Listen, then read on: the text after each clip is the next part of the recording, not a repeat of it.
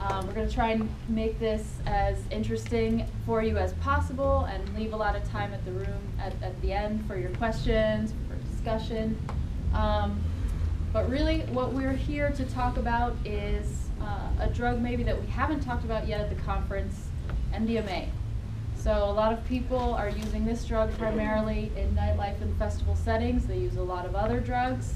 And so the conversation we want to have here is how can we be honest about what's happening? How can we make young people as safe as possible, given what they're using in these contexts?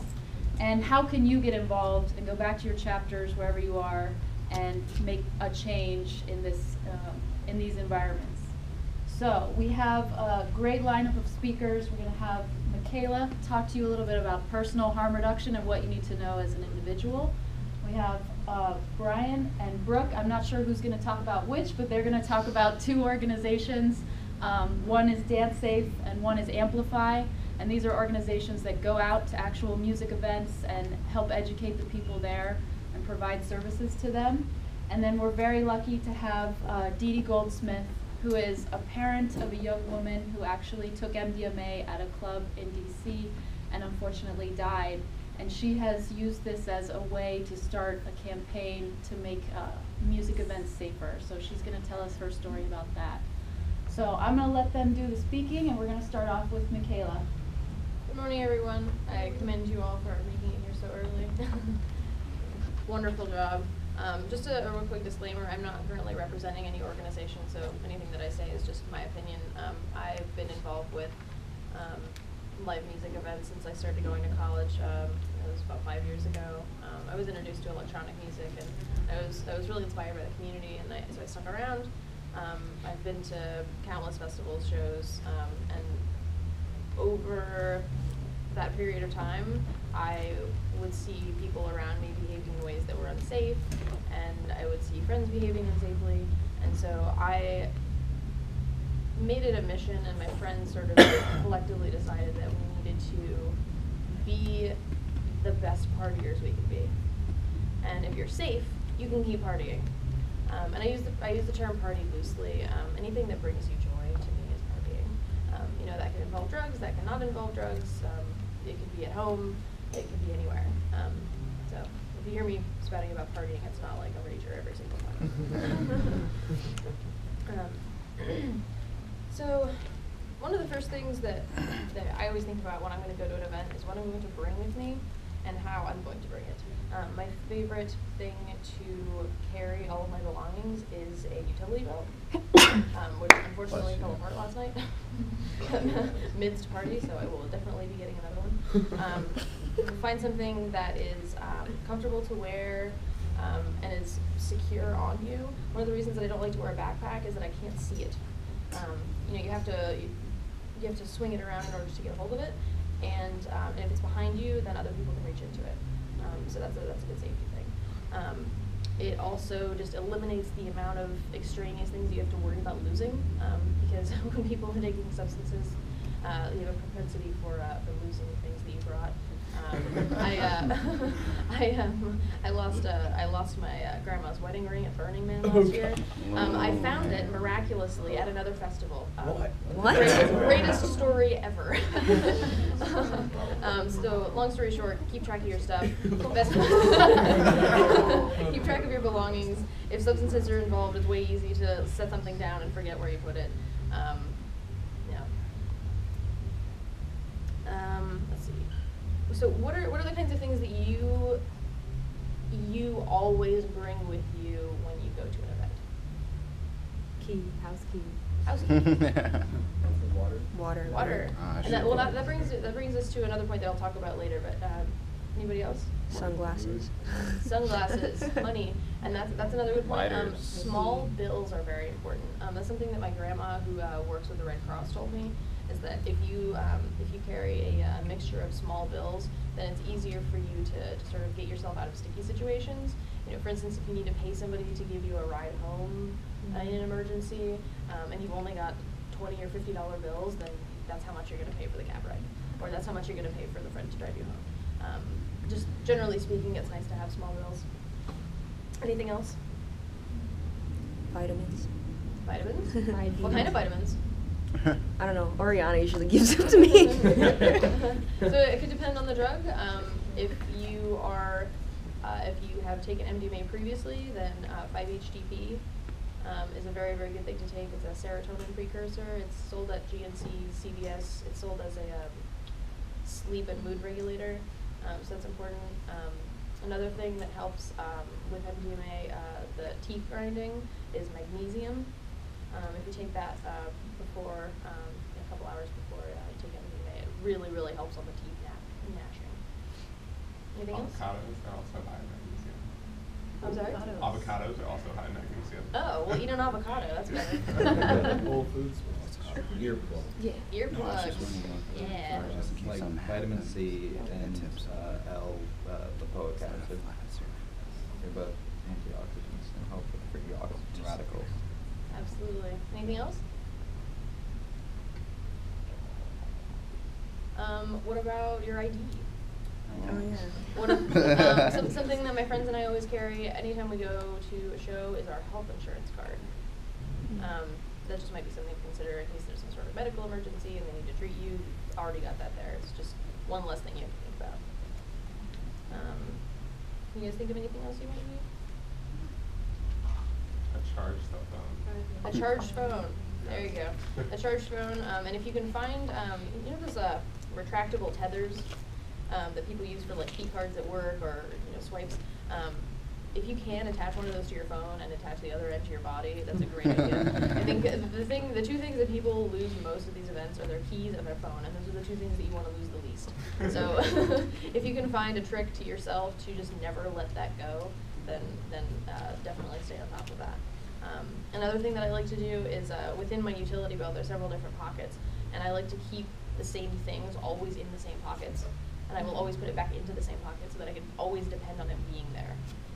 If you're using drugs, especially something like psychedelics, it's very easy to get lost in your bag.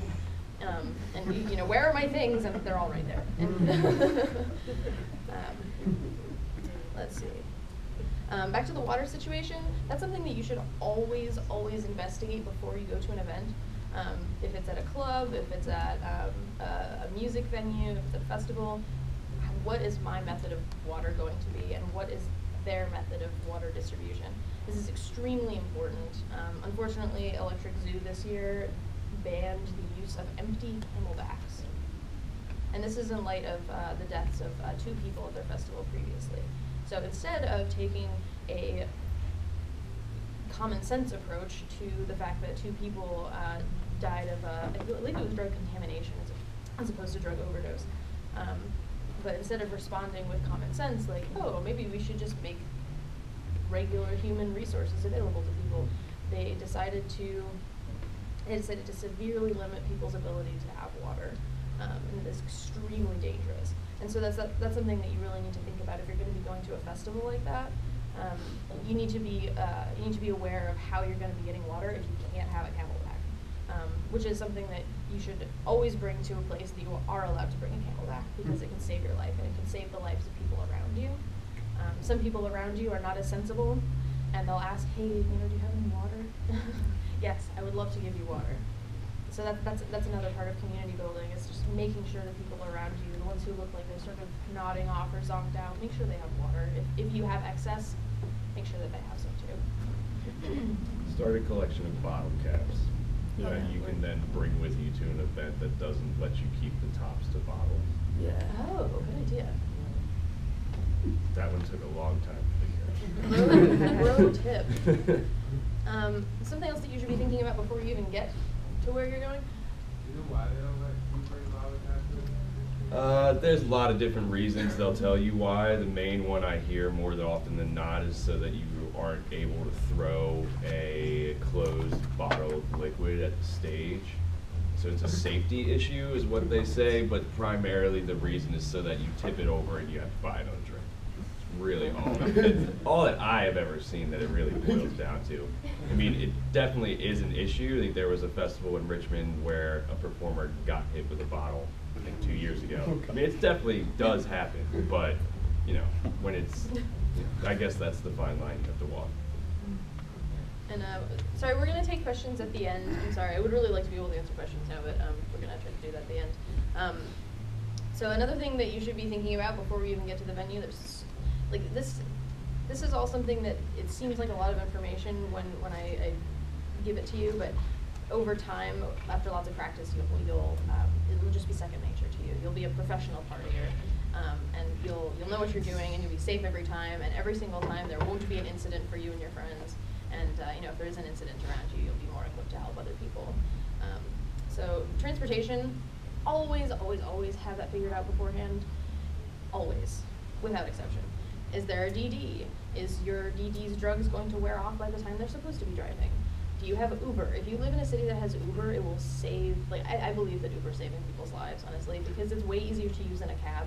It's, here, there's a button. There's a button.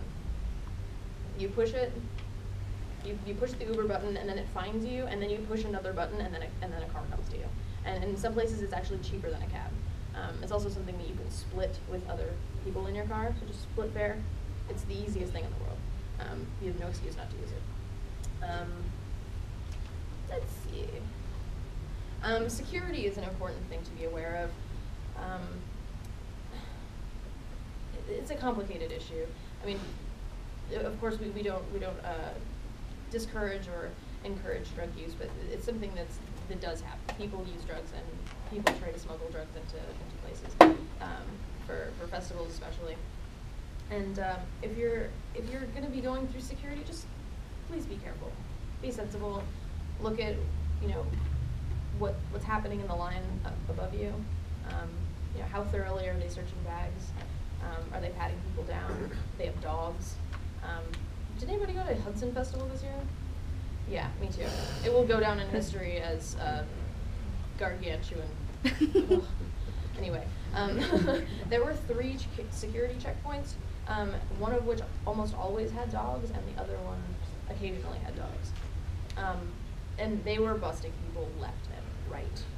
I got there and I saw a kid in a cop car going the other direction leaving, and I had just gotten there. So really, just keep track of yourself, keep track of your belongings. I don't want to encourage anyone to evade the law or hide their drugs, but if you want to avoid being arrested, that's something that you should